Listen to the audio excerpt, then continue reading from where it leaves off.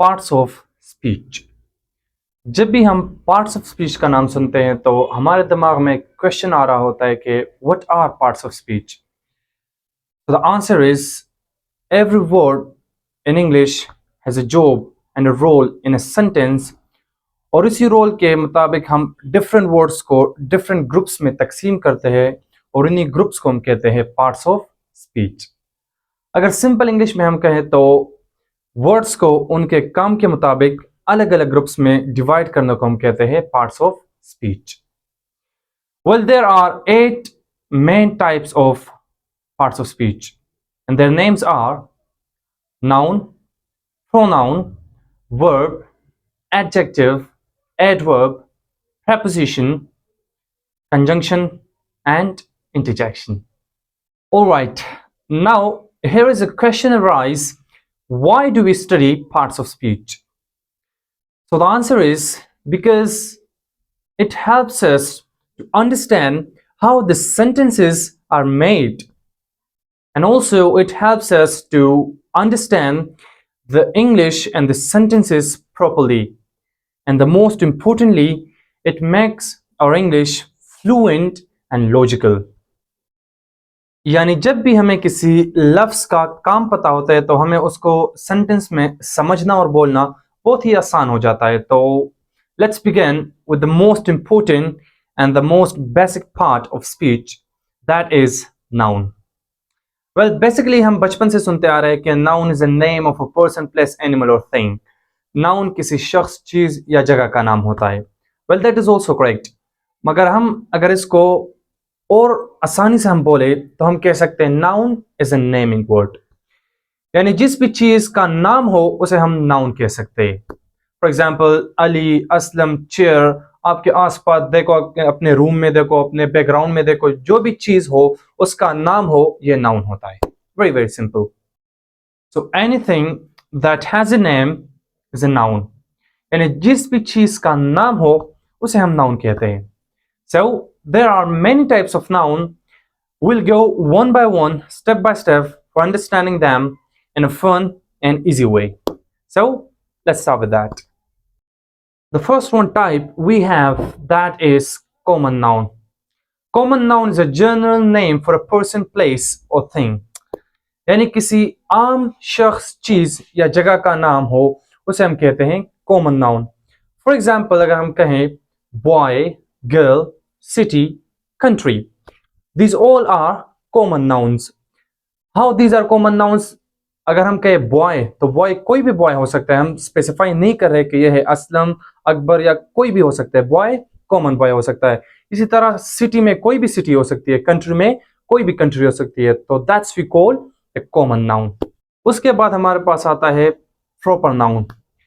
Proper noun is a specific name for a person, place और thing, यानी किसी खास शख्स, जगह या चीज का नाम हो उसको हम कहते हैं प्रॉपर नाउन। फॉर एग्जाम्पल, अगर हम कहें असलम, अली या अकबर, कॉमन नाउन में हम कहा था बॉय, बॉय तक कोई भी बॉय हो सकता है, उसको हम कहते हैं कॉमन नाउन। मगर हम अगर कहें असलम तो असलम हो गया प्रॉपर नाउन। अगर हम कहें सिटी में हम ले मर्दान, पिशावर या इस्लामाबाद, तो ये इस्लामाबाद, पिशावर, हमने इसको स्पेसिफाई कर दिया, हमने इसको स्पेसिफिक कर दिया। So that's we call the proper noun. अगर हम कंट्री में भी ले तो अगर हम कहें Pakistan, so Pakistan is a proper noun. तो प्रॉपर नाउन किसी खास शख्स, जगह या चीज का नाम होता है। उसके बाद हमारे पास आता है collective noun. Collective noun is a name give to a group of people, animals और थिंग्स, यानी इज्तिमाई इसम को हम कहते हैं कलेक्टिव नाउन, यानी किसी शख्स, चीज या जानवरों के ग्रुप को हम कहते हैं कलेक्टिव नाउन। फॉर एग्जाम्पल, अगर हम कहें खिलाड़ियों की team, a team of players, so ये टीम क्या हो गया, कलेक्टिव नाउन। अगर इसी तरह हम अनदर एग्जाम्पल ले, फॉर एग्जाम्पल 4 लोगों का खानदान, सो अ फैमिली ऑफ 4 मेंबर्स, तो ये फैमिली क्या हो गया, कलेक्टिव नाउन। अगर इसी तरह हम कहें कि परिंदों का झुंड, अ फ्लोक ऑफ बर्ड्स, सो ये फ्लोक क्या हो गया, collective noun.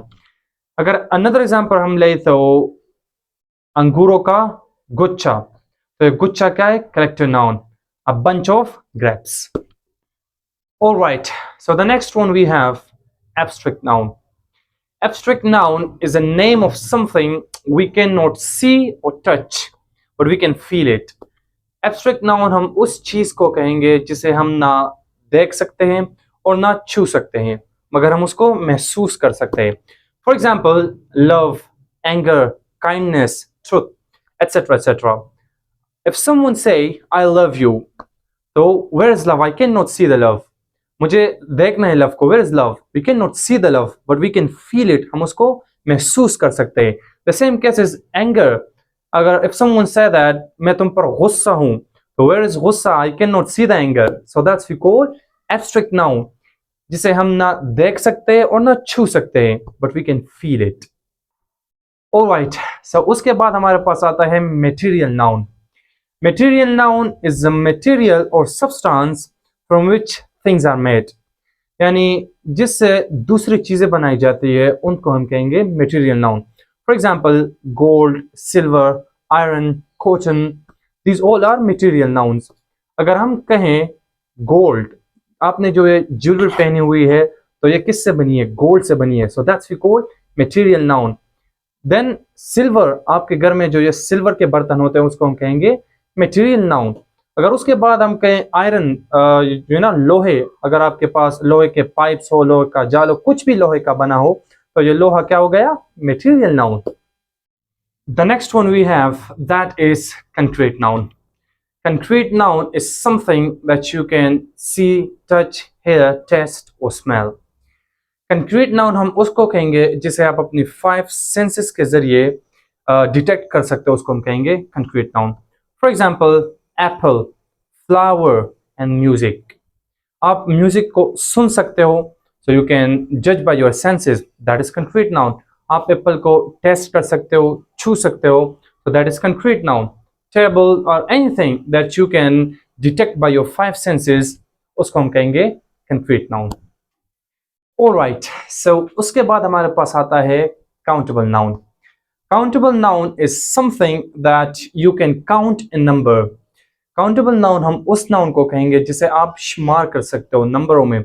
For example, boys, chairs, stars, etc., etc. Countable हम उसको कहेंगे जिसे आप नंबरों में शुमार कर सकते हो. For example, there are 4 chairs. So chairs 4. 1, 2, 3, 4. हम उसको काउंट कर सकते हैं. तो काउंटेबल की एक और भी डेफिनेशन हम बना सकते हैं कि something that has a plural form, that is countable noun. Like जिसकी जमा बनती है उसको हम कहेंगे काउंटेबल नाउन. लाइक जिसकी प्लूरल फॉर्म बनती है उसको हम कहेंगे काउंटेबल नाउन. तो यहाँ पर एक क्वेश्चन बनता है कि I have said that stars are countable. मैंने यहाँ पर कहा स्टार्स, तो आपके दिमाग में एक सवाल आ रहा होगा कि यार स्टार्स तो uncountable, stars are uncountable, we can not count stars. या we can not count the stars, but we can count some stars. हम कुछ तो शुमार कर सकते हैं. फॉर एग्जाम्पल, वी कैन से 1 star, 2 stars, 3 stars, 4 stars. So stars are countable and star have plural form. Stars की plural form बनती है stars. So that's why we can count stars in countable noun. अच्छा, तो उसके बाद हमारे पास आता है uncountable noun. Uncountable noun is the totally opposite of the countable noun. Uncountable noun is something that we cannot count in number. For example, milk, rice, sugar, water. We cannot count them. अच्छा, तो यहाँ पर आप लोगों का एक और सवाल भी बनता है कि अगर हम कहेंगे स्टार्स, स्टार को हम काउंट नहीं कर सकते, मगर आपने बताया कि हम कह सकते हैं कि 1 स्टार या 2 स्टार या 3 स्टार. तो इसी तरह हम शुगर में भी कह सकते हैं ये 1 दाना हो गया शुगर का, या 2 दाना हो गया शुगर का, या 1 चावल का दाना हो गया, या 2 चावल का दाना हो गया. ऐसे भी कह सकते हैं. No, we can not say this. Why? Because we can not say rices. राइसेस की प्लूरल फॉर्म है? नहीं. वाटर की प्लूरल फॉर्म है? नहीं. We can say waters. Can we? No, we cannot. We cannot say waters.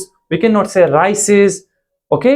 So something that has a plural form, that is countable. If something that don't have a plural form, that is uncountable noun. Very, very simple.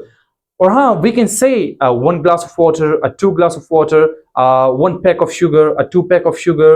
We can say this, but we cannot say rices, waters, because they don't have plural form.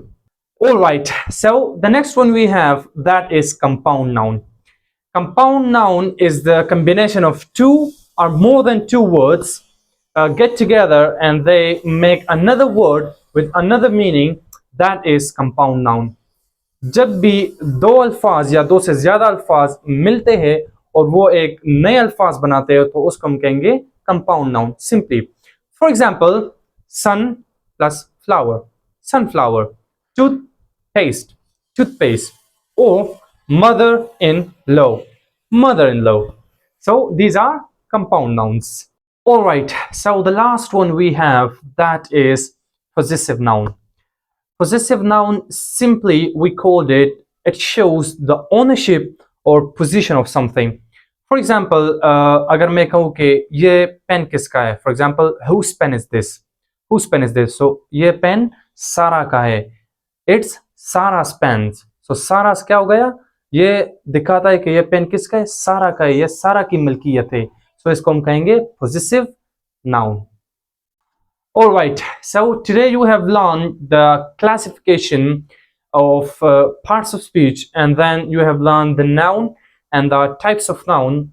So try to identify wherever you are reading or speaking English, that which one part is used in that sentence.